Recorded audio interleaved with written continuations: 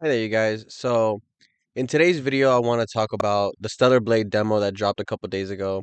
I got a chance to play it. I went through the whole demo plus the boss rush mode. It's about an hour and a half of a demo. It is, by all accounts, a really good game. It's something that really fits the type of games that I like. It's not too open or anything. The combat is fun and addictive. The world and the scenery is really, really cool. And I kind of just wanted to give my impressions and I guess add my voice to the conversation of this whole thing that's going on with Stellar Blade. If you guys are unfamiliar with, I guess, what this game is, this is a game being developed by a smaller indie team out in Korea called Shift Up. It's being published by Sony PlayStation. It's going to be exclusive to the PlayStation 5, and it releases April 26th. They dropped a demo, and I think my impressions were immediately this game is fun, this game is interesting, this game is cool. And then when I went to go online to kind of just see where everyone is kind of at after the demo, I see this weird conversation forming around the game. So I guess I just want to address that before I address the actual game. And the weird conversation is kind of on the sexuality of some of the main characters, some of the main protagonists, etc. Essentially, your main character is a girl named Eve. We don't know too much about Eve. She's definitely not human. She's some type of android or robot or something. Again, the game doesn't, or the demo hasn't necessarily specified exactly who Eve is or what Eve is, but she's some type of robotic android machine that is really skilled at combat. And I guess some people are taking offense to how attractive they drew the character, and some of the like her friends and her partners, etc. That they're way too over sexualized, that they're too, attractive, whatever. And then the vice versa, the flip coin to that is I see people using this as an argument to say we need more characters that look this attractive. We need more main characters that are over the top sexy, blah blah blah. And I feel like this is such a weird conversation. I think in video games that's been kind of forming for a while now, specifically with females. Um, I feel like this never happens with male characters. You don't really like address how sexy they look or how cool they look, unless it's something like Final Fantasy 16, where I think a lot of people were kind of like addressed how attractive, Clive and Sid were. But again, it doesn't happen as often, I don't think. And if it does, it's definitely approached differently. I heard people say like Kratos gives off, like daddy vibes, and they're into that or whatever, stuff like that. But again, it's something that I feel like is never like weaponized in the way that I feel like Stellar Blade is being used kind of as a weapon to fit weird people's narratives. And I feel like it's a weird use of this game because Stellar Blade, by all accounts, I don't think it's gonna be the most popular game. I don't think it's gonna be the most mainstream game. It's not gonna hit an Elden Ring or Legend of Zelda Breath of the Wild type of moment. I definitely think it's gonna be more of a niche type title, especially with, I think when people do talk about the gameplay, I definitely see this being a mixed game for a lot of people. So again, I don't see this as being a good use of, I guess, the conversation that people are having around it about the sexuality of these characters, blah blah blah. Because me, I played the game, and obviously the character's attractive, cool, but it's not like I really cared too much about how attractive the character is.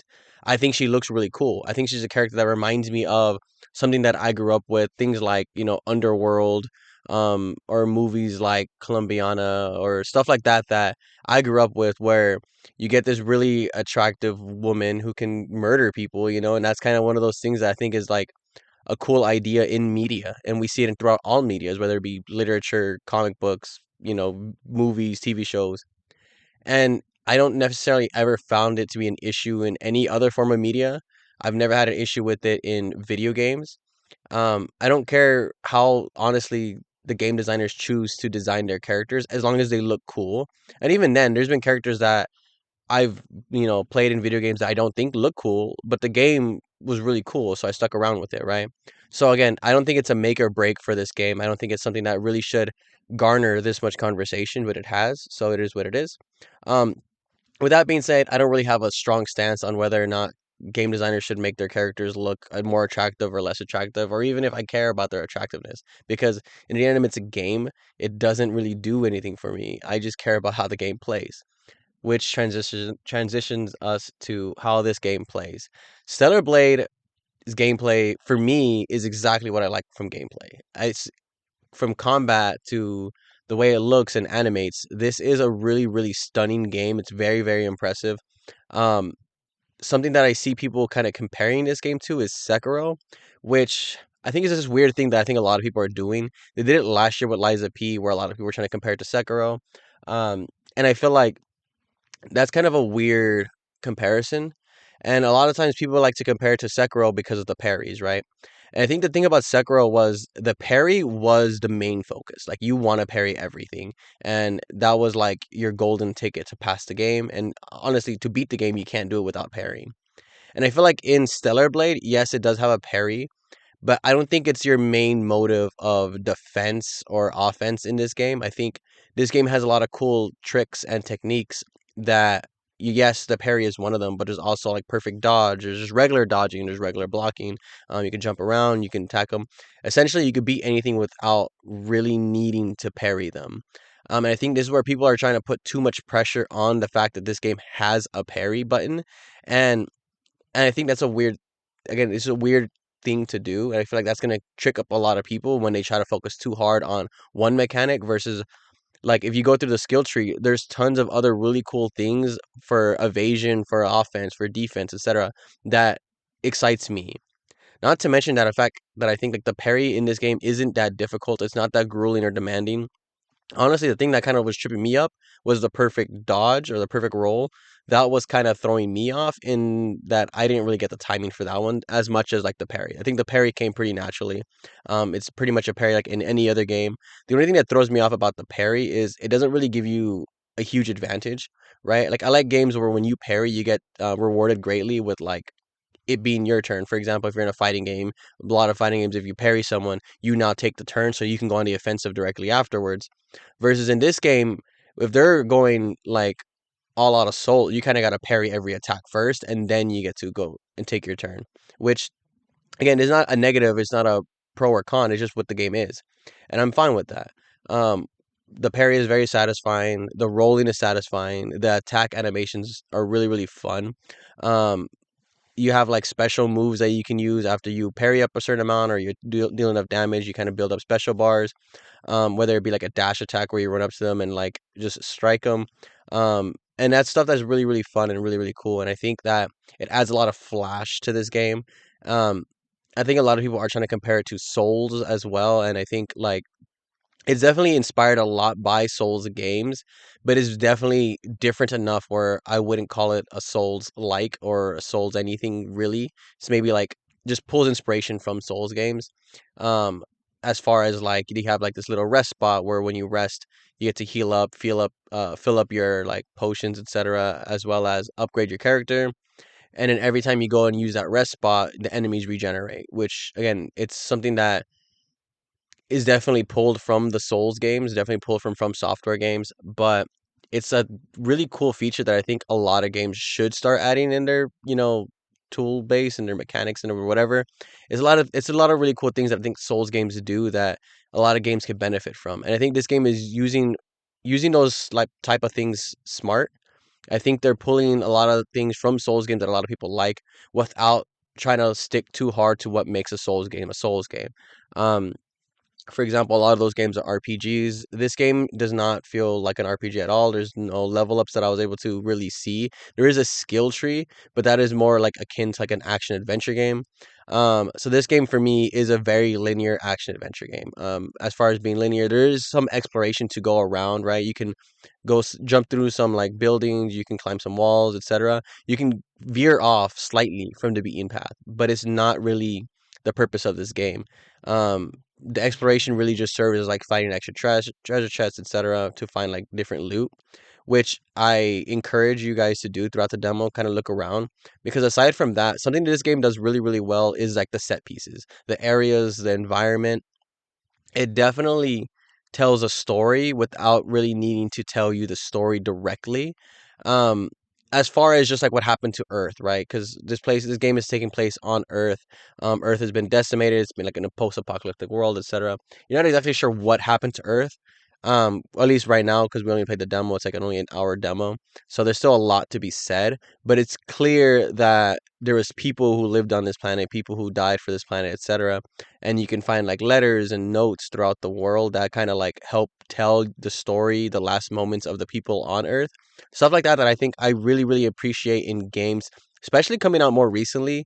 I think a lot of games are starting to utilize their environments more to indirectly tell a story. Um, Again, I think From Software was a huge pioneer in this, where they wouldn't really tell you the story, and you kind of learn from like the NPCs, or you learn from like notes on the walls, etc. Stuff like that. That I think in 2024, 2023, in the modern like era, the current generation of games, I think a lot of game developers are seeing how telling a story with your environment goes a long way, versus in the past you kind of just had like in a background for background's sake, or environment for environment's sake. And in this game, they're definitely finding ways to implement um things like letters, things like, broken cars, etc., that really paint a picture, an image of, the last moments of Earth in this specific city, whatever city they choose to kind of reference or whatever. Um, as far as the game overall's like narrative, again, the demo doesn't tell us a lot, but for me, it hits a lot of notes that I want. I'm a big fan of things like sci-fi. I'm a big fan of like action adventure games. I'm a big fan of just like these weird narratives that don't want to tell you everything. They leave a lot unspoken. For example, one of the things, Eve is a girl. She's some type of robotic mechanic, whatever. um all her like people that crash landed on this planet with her were all similar, right? They were all girls, they were all robots. And it's one of the things that I feel like it's going to have a reason for it. I feel like there's a narrative reason for why they're all females and they're all attractive, whatever. And it reminds me of like a game called 13 Sentinels Aegis Rim, where all the characters were naked and robots. And throughout the game, they kind of like somewhat explain it until the end of the game, where it all like makes sense, and it's like, oh, okay, so now I get why they were all naked. Now it makes complete sense. I feel like there's gonna be something similar to that in this game.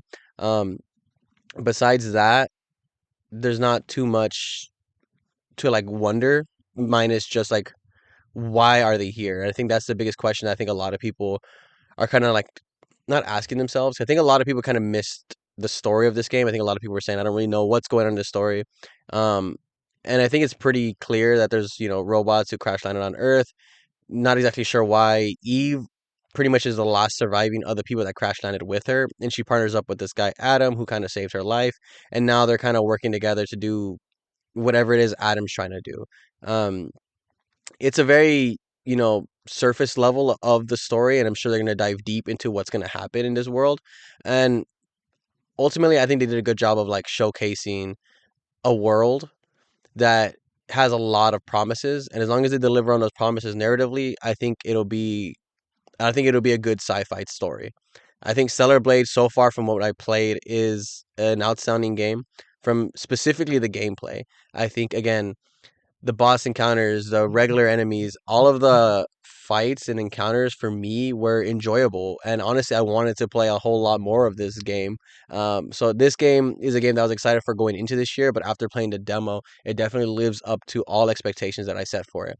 I think when you look at the skill tree and you see the possibilities of like the dodging, and then the more parrying you can do, the special attacks that you can do. I think at a certain point I saw that they have a gun, like crazy stuff that I feel like this game is going to go over the top and kind of like suspend disbelief when you guys play this game, because the combat, again, it starts off pretty similar, right? You're just slashing and dodging and guarding, like pretty basic action adventure style combat. But you can definitely see quickly by the end of the demo how there's like things where you can flash behind the enemy, you can like slow down time a little bit.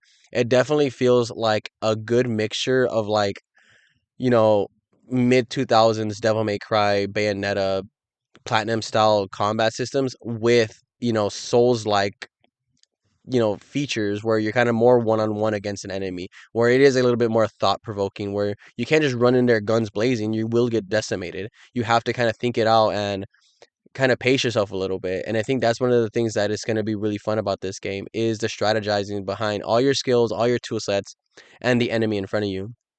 That's something that I look forward to. It's something that I had a blast doing.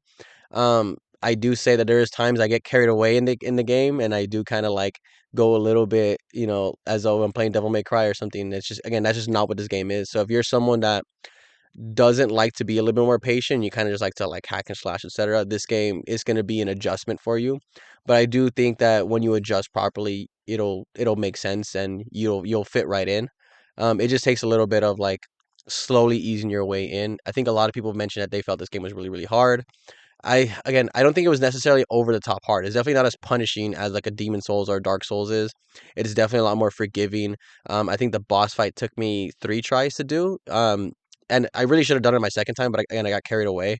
And I didn't heal myself. I didn't back away when I needed to. But overall, like the game is not by any means out of the reach of like a lesser player or something. They also have like easier modes that you can use when needed.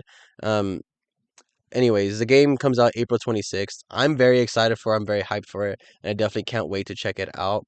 I'm gonna end the video here because again, I'm kind of just circling back. Overall, the gameplay is really good. The narrative seems promising, and specifically the skill tree has me very, very interested in whatever, like, however far they're gonna take this game's combat system.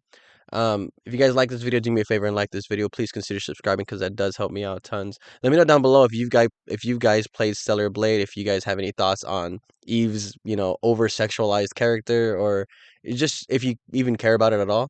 With all that being said, I'll see you guys in the next one. Enjoy your day, have fun, play some games, etc.